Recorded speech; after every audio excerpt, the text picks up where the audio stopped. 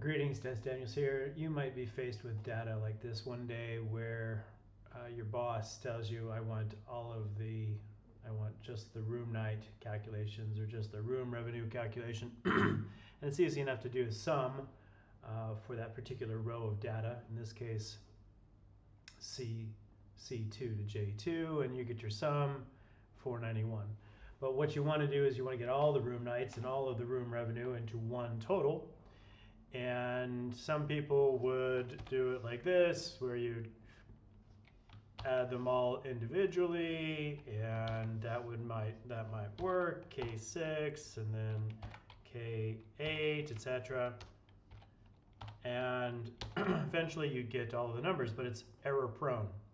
There is a better way, and that better way is to use sum filter. And let me go ahead and show you that formula here. So you can see down here, what it does is it takes the sum of the filter where it's going to look through all of C2 to J6.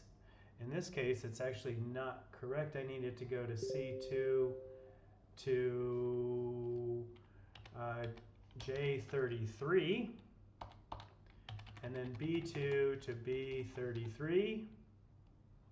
And that will give us our numbers. Now 6,405 is our total, so let's go ahead and make sure we update our formula here.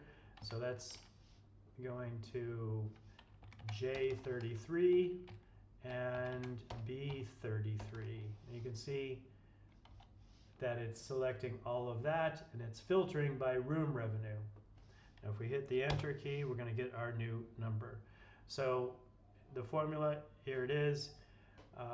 If we click on it, you'll see that it's selecting all of C2 to J33, and it's filtering on room night.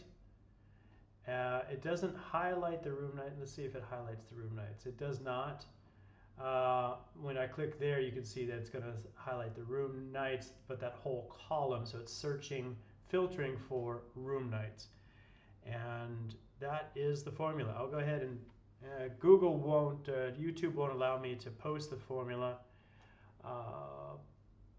but I can share this sheet with you and you can have fun with it.